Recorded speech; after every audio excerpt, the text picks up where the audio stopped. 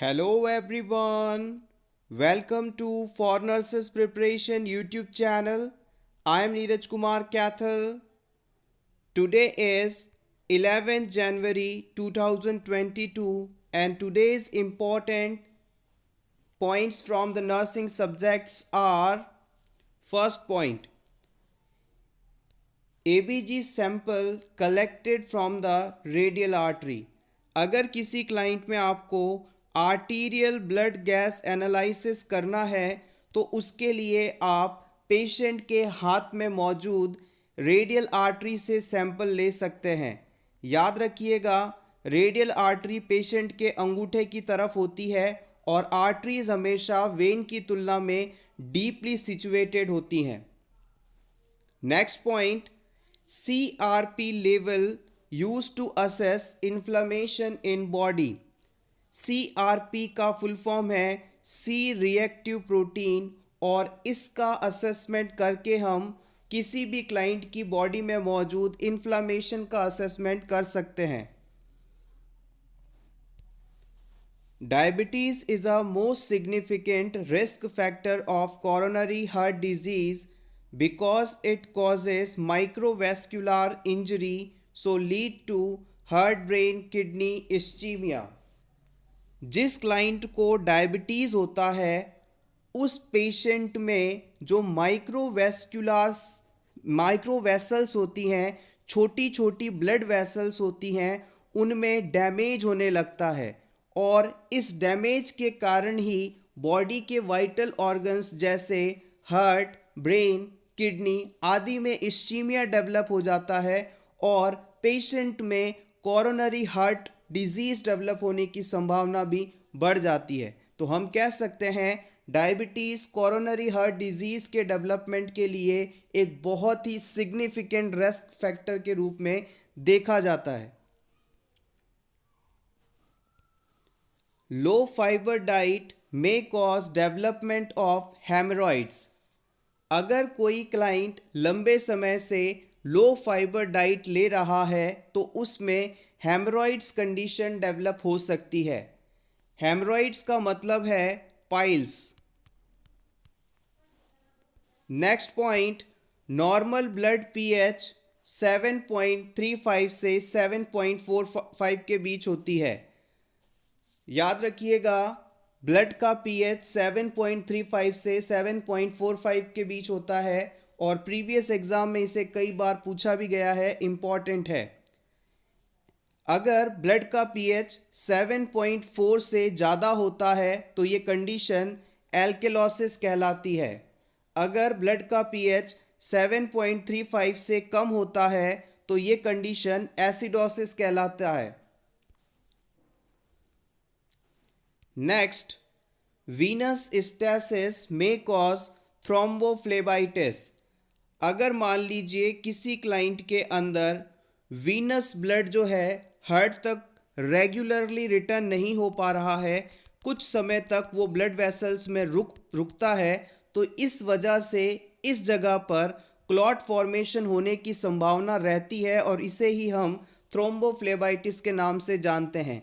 याद रखिएगा, बहुत ही बेसिक सी चीज़ है, हमारे ब्लड के अंदर नेचुरल एंटीकोगुलेंट के रूप में हिपेरिन पाया जाता है और एक कॉन्सेप्ट और ये भी है इम्पॉर्टेंट है कि जब तक हमारी ब्लड वेसल्स में ब्लड रनिंग रहता है, बहता रहता है, फ्लो करता रहता है, उसमें क्लॉट बनने की संभावना बहुत ही कम होती है। लेकिन किसी वजह से, किसी डिजीज़ कंडीशन की वजह से ब्लड फ्लो यदि प्रॉपर ना हो पाए, उसमें ऑब्स्ट्रक्शन आ जाए तो ब्लड जो है रुकेगा और रुके हुए ब्लड के अंदर क्लॉट बनने की संभावना बढ़ जाएगी और ये कंडीशन थ्रोम्बोफ्लेबाइटिस कहलाएगी। Next point, dicyclomine is a antispasmodic drug. Dicyclomine antispasmodic drug है। एंटीस्पाज्मोडिक ड्रग का मतलब है अगर किसी क्लाइंट के किसी बॉडी पार्ट में स्पाज्म आ रहे हैं, ऐठन आ रही है, मरोड़े आ रहे हैं, तो इसको रिलैक्स करने के लिए, इस एरिया को, इन मसल्स को, इस ऑर्गन को रिलैक्स करने के लिए एंटी स्पास्मोडिक मेडिसिन दी जाती है और उसका एग्जाम्पल है डाइसाइक्लोमीन। ज़्यादातर पेट दर्द की शिकायत करने पर इसका इस्तेमाल काफ़ी किया जाता है। Next, O2 cylinders must be stored in cool places. If stored in high temperature area, it may cause expansion of gas and cylinder blast. Oxygen cylinders को आप हमेशा ठंडे एरिया में स्टोर करेंगे, कूल प्लेसेस में स्टोर करेंगे। अगर आपने ऑक्सीजन सिलेंडर को किसी हाई टेम्परेचर एरिया में स्टोर कर दिया तो इस सिलेंडर में मौजूद गैस जो है वो एक्सपेंड होने लगेगी, फैलने लगेगी, बहने लगेगी और इस बड़े हुए एक्सपेंशन के कारण जो सिलेंडर है उसमें ब्लास्ट हो सकता है। तो हमेशा याद रखें, ऑक्सीजन सिलेंडर में ब्लास्ट ना हो जाए, इस चीज़ से प्रिवेंशन हेतु हमेशा ऑक्सीजन सिलेंडर को कूल प्लेसेस पर स्टोर करें। और याद रखिएगा, ऑक्सीजन सिलेंडर का जो कलर होता है वो ब्लैक विथ वाइट टॉप होता है। बेसिक है but important. Next point, position while tracheostomy. Emergency airway manage करने के लिए हम पेशेंट की ट्रैकिया में एक ओपनिंग बनाते हैं, यहीं से पेशेंट को रेस्पिरेशन प्रोवाइड करवाया जाता है अगर पेशेंट के अपर रेस्पिरेटरी ट्रैक्ट में किसी प्रकार का ऑब्स्ट्रक्शन है। तो अगर आप ट्रैकियोस्टोमी कर रहे हैं तो उस समय पेशेंट को सुपाइन पोजीशन देंगे और नेक को हाइपर एक्सटेंडेड करेंगे। सिंपली हम बोलें तो पेशेंट को सीधा लिटा दीजिए और फिर उसकी जो गर्दन है उसे पीछे की तरफ थोड़ा सा उठाइए। ऐसा करने से जो नेक वाला हिस्सा है ये पूरी तरह से विजिबल हो जाएगा और आप अपनी जो स्पेसिफिक साइट है वहाँ पर कट लगाकर ट्रेकियोस्टोमी परफॉर्म कर पाएंगे। Next point, during eye irrigation nozzle of the eye irrigator should be held approximately 2 cm above the eyes. हमेशा याद रखें, जब भी आप किसी पेशेंट की आई का इरिगेशन कर रहे हैं, आई वॉश कर रहे हैं, आई को क्लीन कर रहे हैं, तो जो इरिगेटर का नोज़ल है उसे आप आई से कम 2 सेंटीमीटर ऊपर रखेंगे ताकि इन्फेक्शन का ट्रांसमिशन ना हो सके। Next point, chronic blood loss.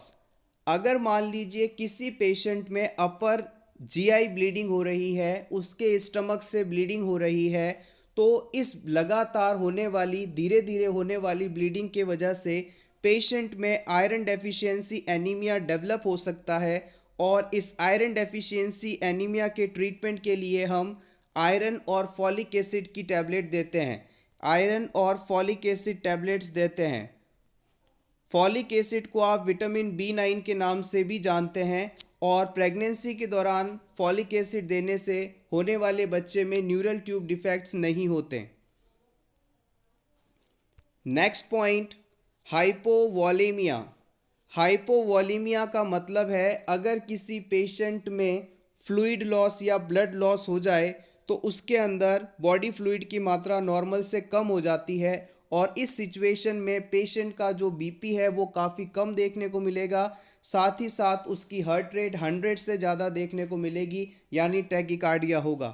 एक बार फिर से इसे देख लेते हैं। अगर मान लीजिए किसी पेशेंट का रोड ट्रैफिक एक्सीडेंट हुआ है और उसकी बॉडी से काफ़ी ज़्यादा ब्लड लॉस हो गया, मान लीजिए 15% ब्लड लॉस हो गया, तो इस कंडीशन को अब आप हाइपोवॉलेमिया कहेंगे और इस पेशेंट में हाइपोवॉलेमिया के बाद लो बीपी यानी हाइपोटेंशन और बढ़ी हुई हार्ट रेट यानी टैकीकार्डिया देखने को मिलेगी।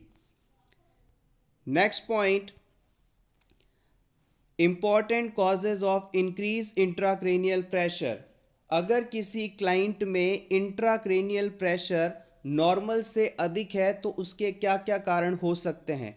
हम सभी जानते हैं नॉर्मल इंट्राक्रेनियल प्रेशर 5 to 15 होता है। अगर इसका लेवल 15 से ज़्यादा है तो उसके क्या क्या कारण हो सकते हैं, आइए जानते हैं। सबसे पहला, इंट्राक्रेनियल हैमरेज। हो सकता है पेशेंट के स्कल के अंदर कोई ब्लड वेसल का रप्चर हो गया हो, जिसकी वजह से इंटरनल ब्लीडिंग हो रही हो और उसमें जो आईसीपी है वो बढ़ गया हो। नेक्स्ट है ब्रेन ट्यूमर। हो सकता है क्लाइंट के ब्रेन में एक कोई ट्यूमर डेवलप हो रहा है, जिसकी वजह से उसके ब्रेन में जो वेट प्रेशर है वो काफ़ी बढ़ रहा है। नेक्स्ट आता है मेनिंजाइटिस। मेनिंजेस का मतलब होता है ऐसी लेयर जो ब्रेन और स्पाइनल कॉर्ड को कवर करके प्रोटेक्शन देती हैं। अगर इन लेयर्स में किसी प्रकार का इन्फेक्शन हो जाए तो वहाँ पर इन्फ्लामेशन देखने को मिलेगा और इसी कंडीशन को मेनिंजाइटिस के नाम से जानते हैं। मेनिंजाइटिस कंडीशन की वजह से भी पेशेंट के स्कल में प्रेशर बढ़ सकता है, इंट्राक्रेनियल प्रेशर बढ़ सकता है। नेक्स्ट हम बात करते हैं हाइड्रोसिफेलस। हाइड्रोसिफेलस एक ऐसी कंडीशन है जिसमें एक्सेसिव सीएसएफ का प्रोडक्शन होता है या फिर जो सीएसएफ है उसका आउटफ्लो नहीं हो पाता, रीएब्जॉर्प्शन नहीं हो पाता। इस वजह से पेशेंट के स्कल में, ब्रेन में काफ़ी ज़्यादा प्रेशर बढ़ने लगता है। नेक्स्ट कारण है हो सकता है डिस्टर्ब्ड सेरिब्रल वीनस फ्लो। हो सकता है पेशेंट का जो सेरिब्रल वीनस फ्लो है, यानी सेरिब्रल से जो ब्लड को वापस लेके जाने वाली ब्लड वेसल्स हैं उनमें किसी प्रकार की रुकावट आ गई हो, जिसकी वजह से जो सेरिब्रल रिटर्न है फ्लूइड का वो प्रॉपर नहीं हो पा रहा। इस वजह से भी क्लाइंट के अंदर आईसीपी बढ़ा हुआ हो सकता है।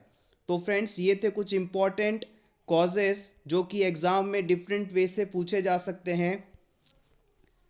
नेक्स्ट इम्पॉर्टेंट कंडीशन हम ये देखते हैं कि मायोकार्डियल इंफ्राक्शन या हार्ट अटैक में हाइपरटेंशन को एक मुख्य कॉज के रूप में माना जाता है। हम कह सकते हैं कि अगर कोई पेशेंट लंबे समय से हाइपरटेंशन का रोगी है तो उसमें हार्ट अटैक आने की संभावना बढ़ जाएगी।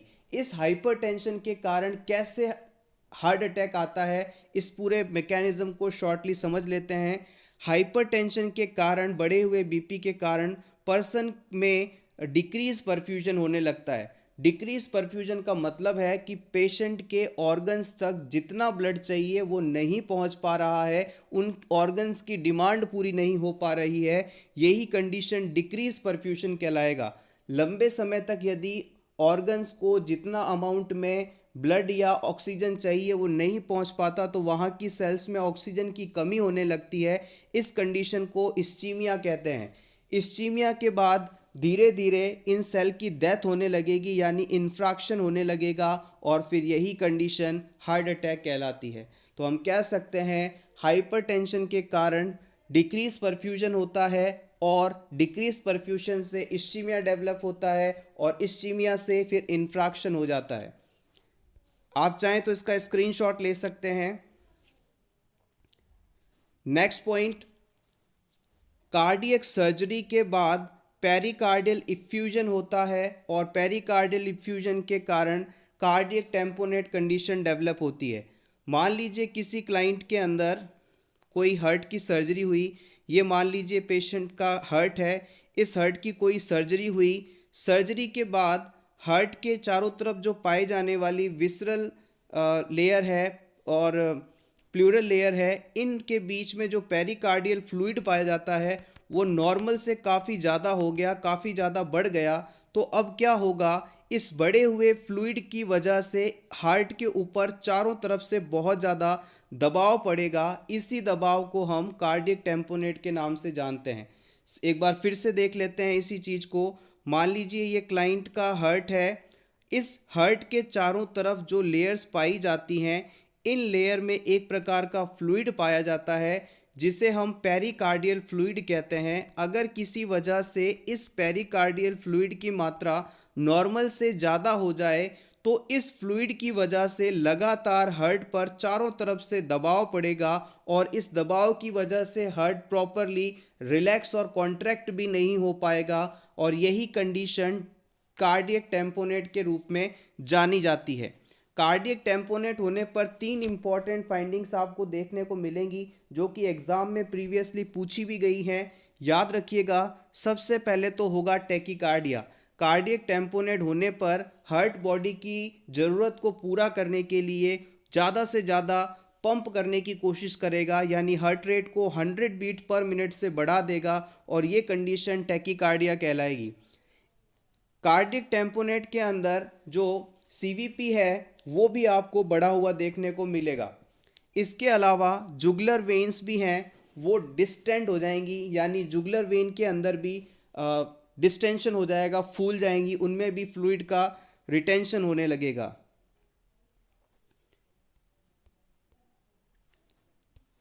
Next point, right kidney lies slightly lower than left. याद रखिएगा, पेशेंट की जो राइट किडनी है वो लेफ्ट किडनी की तुलना में हल्की सी नीचे होती है, क्योंकि इसके ऊपर लीवर प्रेजेंट रहता है। लीवर की प्रेजेंस के कारण जो राइट किडनी है वो लेफ्ट की तुलना में थोड़ी सी नीचे होती है।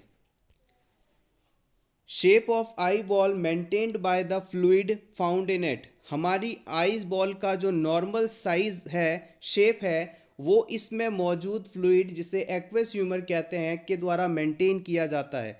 आई बॉल का यदि आपसे कोई डायमीटर पूछ ले तो आप बताएंगे 2.5 centimetres. Spina bifida found commonly at lumbar area. Spina bifida जो डिफेक्ट है वो नॉर्मली मोस्ट कॉमनली ज़्यादातर लंबार रीजन के अंदर देखने को मिलता है।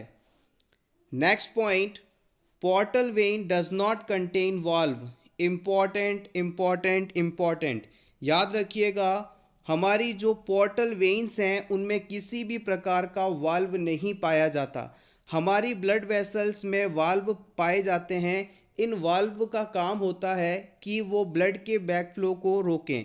जैसे मान लीजिए इस ब्लड वेसल्स में ये वाल्व है, जब तक ब्लड इसकी नॉर्मल डायरेक्शन में बह रहा है तब तक तो ये ओपन रहते हैं, लेकिन किसी वजह से ये ब्लड मान लीजिए वापस अगर ऑपोजिट डायरेक्शन की तरफ मूव करने की कोशिश करता है तो ये वाल्व तुरंत बंद हो जाते हैं और इसके बैकफ्लो को रोक देते हैं। तो याद रखिएगा, पोर्टल वेन के अंदर किसी भी प्रकार के वाल्व नहीं पाए जाते। और पोर्टल वेन हाइपरटेंशन की कंडीशन में ब्लीडिंग इसोफेजियल वेरिसेस देखने को मिलता है। ये भी पॉइंट काफ़ी इंपॉर्टेंट है, प्रीवियस एग्जाम में काफ़ी बार पूछा गया है। Next point, instillation of ear drops done in sideline position.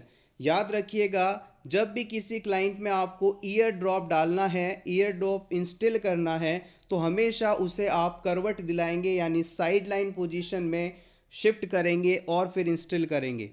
और इसका भी एक कॉन्सेप्ट जो कि अक्सर पूछा जाता है, अगर आप 3 साल से कम उम्र के बच्चे में ईयर ड्रॉप इंस्टिल कर रहे हैं तो आपको जो ईयर पिन्ना है उसे डाउनवर्ड बैकवर्ड डायरेक्शन में पुल करना है, डाउनवर्ड और बैकवर्ड डायरेक्शन में पुल करना है।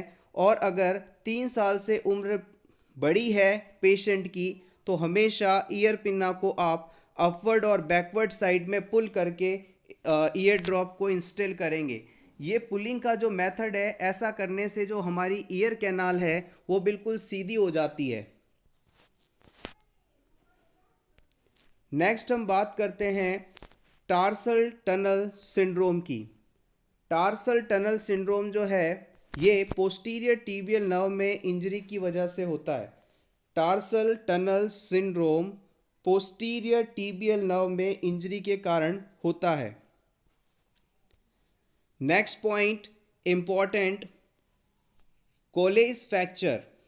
कोलेस फ्रैक्चर रेडियस बोन के डिस्टल एंड में होने वाला फ्रैक्चर है। हमारी जो रेडियस बोन है उसके डिस्टल एंड पे होने वाला फ्रैक्चर कोलेस फ्रैक्चर कहलाता है। फ्रेंड्स, आप चाहें तो हमारे टेलीग्राम चैनल को भी ज्वाइन कर सकते हैं। वहाँ पर आपके लिए इमेज बेस्ड क्वेश्चंस की प्रैक्टिस के लिए इमेजेस अवेलेबल हैं। साथ ही साथ 3000 MCQs अवेलेबल हैं जो कि रीसेंट एग्ज़ाम्स को ध्यान में रखकर दिए गए हैं। होपफुली आप इसे ज्वाइन करेंगे और इसका बेनिफिट लेंगे। Next point, duct of Sylvius. इसे हम सेरिब्रल एक्विडक्ट के नाम से जानते हैं और ये हमारे ब्रेन के तीसरे और चौथे वेंट्रिकल को कनेक्ट करती है। हमारे ब्रेन के अंदर टोटल 4 वेंट्रिकल्स होते हैं, first, second, third and fourth. ये जो थर्ड और फोर्थ वेंट्रिकल है इसे कनेक्ट करती है सेरिब्रल एक्विडक्ट, जिसे आप साइलिवियस के नाम से भी जानते हैं। नेक्स्ट पॉइंट, नेफ्रोटिक सिंड्रोम होने पर इंपॉर्टेंट फाइंडिंग्स के रूप में आपको एडिमा, एल्बुमिनीमिया, प्रोटीन्यूरिया, वेट गेन देखने को मिलेगा। अगर किसी क्लाइंट को नेफ्रोटिक सिंड्रोम है तो उसमें आपको एडिमा, हाइपोएल्बुमिनीमिया, प्रोटीन्यूरिया और वेट गेन जैसी कंडीशंस देखने को मिलेंगी। Next point, penicillin allergic most common sign is skin rash. जब भी हम किसी क्लाइंट में पेनिसिलिन नाम की एंटीबायोटिक मेडिसिन इंसर्ट करते हैं तो उसमें यदि एलर्जी होती है तो सबसे पहले आपको सबसे ज़्यादा स्किन रैशेस देखने को मिलेंगे। हमेशा याद रखें, जब भी पेशेंट को पेनिसिलिन आप दे रहे होते हैं तो पहले इसको टेस्ट किया जाता है कि इस पेशेंट में ये पेनिसिलिन ड्रग सूट होगी या नहीं।